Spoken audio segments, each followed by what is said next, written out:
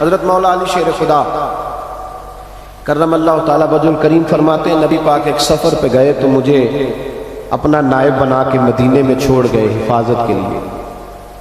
میری باتوں کی سمجھ تو آ رہی ہے نا آپ حضرات؟ حضور مجھے چھوڑ گئے، کہتے ہیں میرے پاس مال غنیمت کے تھوڑے سے پیسے تھے، میں سونے کا ایک ہار لایا، ایک لاکٹ لایا اور سیدہ فاطمہ کو تحفہ دیا پہلی دفعہ، سونے کا ہار انہوں نے پہن لیا. نبی پاک علیہ السلام کا طریقہ مبارکہ یہ تھا کہ حضور جب سفر پہ جاتے تھے تو سب سے آخر میں سیدہ فاطمہ کے گھر گیا، اور جب واپس آتے تو سب سے پہلے آتے، سب سے پہلے. حضرت علی کہتے ہیں ایک قاصد آیا، اس نے آ کے بتایا کہ کل نبی پاک واپس آ گئے. سیدہ فاطمہ بڑے دنوں سے انتظار کر رہی تھی کہ حضور آئے نہیں، اتنے دن ہو گئے. جب جا کے بتایا نا کہ کل حضور آئیں گے تو کہتے سیدہ نے صبح سے صفائیاں شروع کر دیا، کھانا پکایا اپنے محبوب کے لیے، حضور کے لیے بہترین کھانا بنایا اور بہت ساری تیاری کی.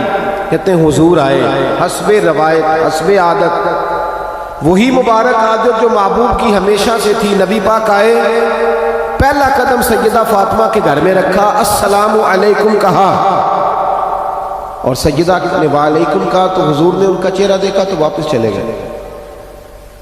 حضرت فاطمہ رونے لگ گئی. مولا علی شیر خدا کہتے ہیں میں گھر آیا تو بی بی صاحبہ زاروں قطار ہو رہی.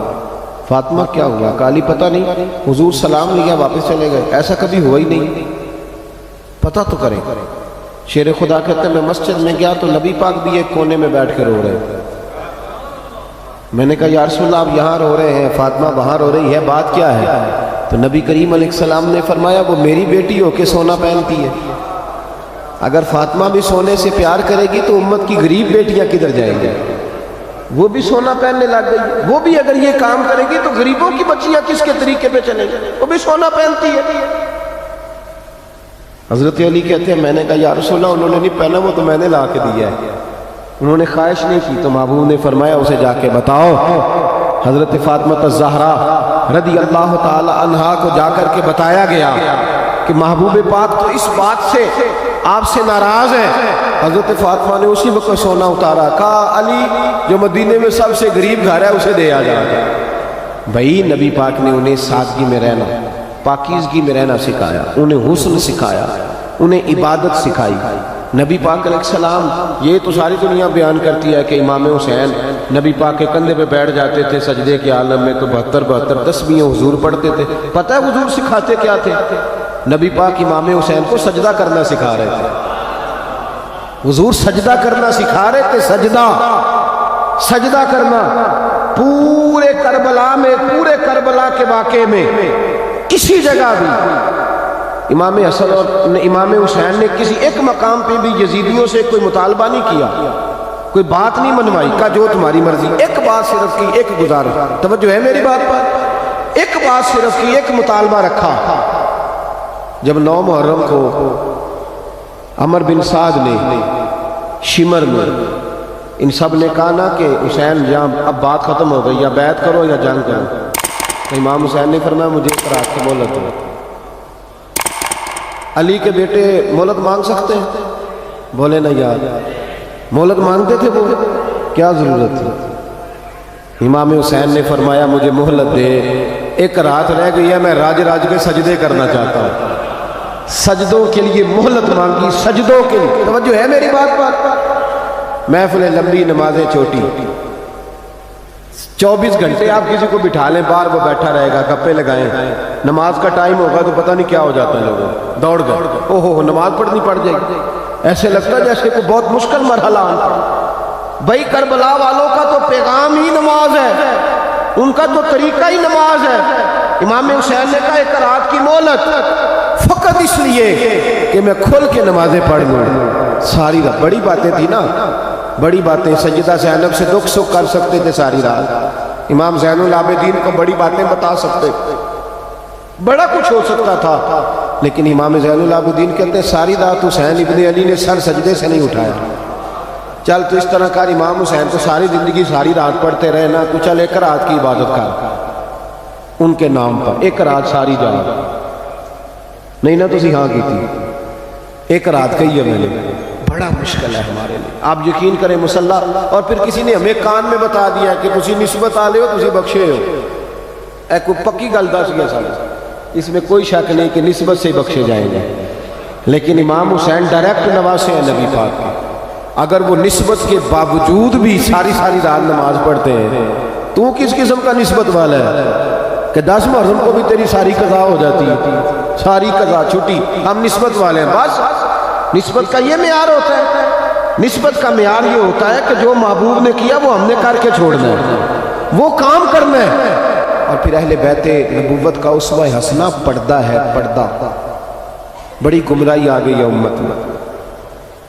اب جو بچی MA کر لیتی ہے وہ سب سے پہلے یہ مطالبہ کرتی ہے کہ ہمارے حقوق برابر کے. اسلام نے عورت کو برابر کے حقوق نہیں دیے, عزت والے حقوق دیے. کون سے حقوق دیے بولیے؟ میں ایک یونیورسٹی میں تھا تو ایک بچی نے پیغام دیا, کہنے لگی جی بچیاں بھی تھی پردے میں بیٹھی ہوئی, لیکچر یونیورسٹی میں ہو رہا تھا, تو اس نے کہا جی عورت کا تو گھر ہی کوئی نہیں ہوتا, عورت کا تو گھر ہی کوئی نہیں, تو ہم کدھر جائیں؟ میں نے کہا چلیں ادیبانہ انداز میں یہ بات درست ہے لیکن حکیمانہ انداز میں درست نہیں. عورت کی تو اللہ تعالیٰ نے ذمہ داری بڑی شاندار رکھی ہے. جب تک باپ جوان ہوتا ہے, توجہ ہے میری بات پر, جب تک باپ جوان ہوتا ہے تو بیٹی اس کے گھر رہتی ہے, اور جب بچی جوان ہوتی ہے ابا تھوڑا بوڑھے ہونے لگتا ہے نا, تو اللہ تعالیٰ خاوند کی ڈیوٹی لگا دیتا ہے عورت پر. اور جب خاوند تھوڑا بوڑھا ہونے لگ جاتا ہے تو بچے جوان ہو جاتے ہیں. تو میں نے کہا بی بی تو سمجھی نہیں, تو کہتی ہے میرا گھر کوئی نہیں. رب کریم نے تو تیرا محافظ ہمیشہ جوان آدمی کو رکھا ہے, جوان کو, کبھی باپ کو, کبھی بھائی کو, کبھی بیٹے کو, کبھی شوہر کو. تو یہ کیسے؟ اسلام نے تو تیرے لیے جوان خون تیرا محافظ رکھا. اگر تو سمجھے. حضرت فاطمہ نے ساری زندگی پردے میں گزاری, ان کا ننگا سر کبھی سورج نے بھی نہیں دیکھا. یہاں اللہ خیر کرے دینداروں کی بچیاں پردہ نہیں کریں, حاجیوں نمازیوں کی بچیاں پردہ نہیں کریں. کپڑے استری نہ ہو تو گھر میں جھگڑا شروع ہوتا ہے, اور بی بی پردہ نہ کرے تو پرواہ کوئی نہیں. حضرت عبداللہ بن سہل ایک تابعی بزرگ ہے, نام یاد رکھنا. عبداللہ بن سہل کہتے ہیں سیدہ زینب جب کربلا سے واپس آئیں تو وہ میری پڑوسن تھی. 15 سال کہتے ہیں میں ان کا پڑوسی رہا ہوں. 15 سال, 15, امام شرانی نے اس کو لکھا ہے, 15 سال میں حضرت زینب کا پڑوسی رہا. کبھی ہوتا ہے نا کہ بی بی برقع پہن کے باہر نکل آتی ہے, بازار جانا ہے, دوائی لینی ہے, کوئی کام ہے. کہتے ہیں 15 سال میں پڑوسی رہا, پر میں نے پردوں میں چھپی ہوئی زینب بھی کبھی نہیں دیکھی. ہوتا ہے نا برقعے میں بندہ بی بی دیکھ لیتا ہے, میں نے پردے میں چھپی ہوئی بھی بی بی کبھی نہیں دیکھی. تو کربلا والوں کا تو طریقہ پردہ ہے, ان کا طریقہ. اب آخری بات سنیں, کربلا والوں کا طریقہ حوصلہ ہے, ہمت ہے.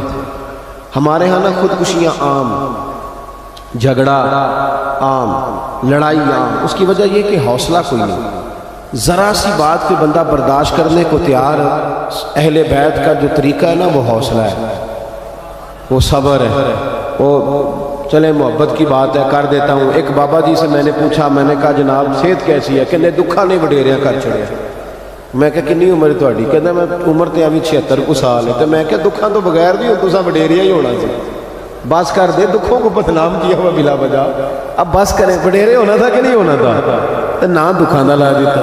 ہجوم غم میں بھی توہین نے ضبط غم نہ ہوئی, ہم تو اس احتیاط سے روئے کہ آنکھ نم نہ ہوا. اللہ والے تو مطلب شکوہ کرنا ہر وقت شکوہ, حوصلہ ہی کوئی نہیں, سکون ہی کوئی نہیں, پریشانی بڑی ہے جی, آزمائش بڑی ہے. کبھی آپ نے کہیں سنا ہے کہ واقعہ کربلا کے بعد حضرت زینب معاذ اللہ نفسیاتی مریض ہو گئی تھی؟ امام زین العابدین, سیدہ سکینہ, حضرت صغرا وہ حوصلے میں رہے, متوانا رہے. امام زین العابدین نے اس کے بعد بھی کئی دفعہ پیروں میں بیڑیاں پہنی, کئی دفعہ. سادات کا خاندان چلا. یہ جو داتا علی اجویری نے آ کے آپ کو کلمہ پڑھایا یہ بھی سید زادے, سیدوں کا قافلہ رکا نہیں. یہ خواجہ اجمیری بھی سید زادے, غوث پاک جیلانی بھی سید زادے. یہ سادات کا سلسلہ چلتا رہا. بار بار آ کے امت کی قیادت کی ان لوگوں نے. جب دیکھیں نا یہاں کسی بندے کا کٹا ہوا ہاتھ پھینکا جائے نا, بلکہ انگلی پھینک دی جائے, تو لوگ ڈر کے بھاگ جائیں گے، کسی کا، اپنے کسی کا نہیں، کسی کا، کیونکہ انسان کا وجود کٹ جائے تو دہشت پیدا ہوتا ہے، آپ ڈر کے بھاگ جائیں گے۔ امام حسین کا کٹا ہوا سر، توجہ ہے میری بات پر؟ ذرا غور کرنا، بندے کا سر کٹ جائے، ہم سنتے ہیں بات پر غور نہیں کرتے۔ دھاڑ ان کا پڑا تھا کربلا میں، کٹا ہوا سر، زلفیں، پگڑی، کٹا ہوا سر نیزے پہ، آگے آگے سر جا رہا ہے، پیچھے سیدہ زینب جا رہی ہے، با پردہ یزید کے دربار میں پہنچی، بی بی صاحبہ پردے میں بیٹھ گئی۔ یزید کہنے لگا دیکھ لو اللہ نے مجھے عزت دی اور میرے دشمنوں کا معاذ اللہ کیا حال ہوا۔ جب اس نے یہ کہا نا تو حضرت نعمان بن بشیر صحابی بیٹھے تھے، اور ساتھ کہتے ہیں میرے ایک نابینا صحابی بھی بیٹھے تھے۔ حضرت نعمان بن بشیر کہتے ہیں کہ جب اس نے یہ کہا نا کہ اللہ نے مجھے عزت دی اور نقل کفر نہ باشد میرے دشمنوں کا یہ حال ہوا، تو کہتے ہیں سیدہ زینب وہاں سے اٹھ کے کھڑی ہو گئی، با پردہ سیدہ زینب کھڑی ہوئی، اور فرماتے ہیں اس طرح نہیں کھڑی ہوئی کہ بیویاں روتی ہیں تو کہتی ہیں ہائے یہ وہ، اس طرح نہیں، حوصلہ، ہمت، اور جس طرح کوئی سیاںہ خطیب خطبہ پڑھتا ہے اس طرح سیدہ نے خطبہ پڑھا، پہلے اللہ کی حمد کی، پھر نبی پاک پہ درود پڑھا، اور پھر قرآن پاک کی آیت پڑھی وَتُعِزُّ مَن تَشَاءُ وَتُذِلُّ مَن تَشَاءُ، یہ آیت پڑھی۔ کہتے سیدہ کی آواز میں وہ روب تھا، وہ گرج تھی، وہ وقار تھا، وہ اطمینان تھا کہ وہ نابینا صحابی میرا گھٹنا ہلا کے کہنے لگے نعمان علی آ گئے ہیں دربار میں، علی آ گئے ہیں، جبریل امی بول رہے ہوں جیسے، حکمت کے گوہر رول رہے ہوں جیسے، دربار دمشق میں بی بی زینب کا خطاب منبر پہ علی بول رہے ہوں جیسے۔ کہا یہ تو حضرت علی کی آواز، علی آ گئے کیا، علی آ گئے؟ سیدہ زینب فرمانے لگی یزید تیری حکومت ہے تو تو کہتا ہے کہ اللہ نے تجھے عزت دی، ذرا وقت بدلنے دے، ذکر تیرا بھی ہوگا پر تجھ پر لوگ لعنت برسائیں گے، اور جب میرے حسین کا ذکر ہوگا تو خطیب جمعے کے خطبے میں ذکر کیا کریں گے، خطبوں میں میرے نام بھائی حوصلہ پیدا کرے زندگی میں۔ ہمارے اندر حوصلہ نہیں رہا، حوصلہ نہیں، توانائی نہیں، ذرا ذرا سی بات پہ ہم بگڑتے ہیں، ناراض ہوتے ہیں، اپنی طبیعتوں کو اکٹھا کریں۔ پہلا سبق یہ عرض کیا ہے کہ اہل بیت سے پیار کریں، بحث چھوڑ دیں، صحابہ سے پیار کریں اور بحث، نبی پاک کا میلاد منائیں اور بحث کرنی چھوڑ دیں۔ اور دوسری بات یہ کہ اہل بیت کا طریقہ فقر و فاقہ ہے، ان کا طریقہ سخاوت ہے، ان کا طریقہ پردہ ہے، ان کا طریقہ عبادت ہے، ان کا طریقہ حوصلہ ہے، حوصلہ مند زندگی گزاریں، توانائی والی زندگی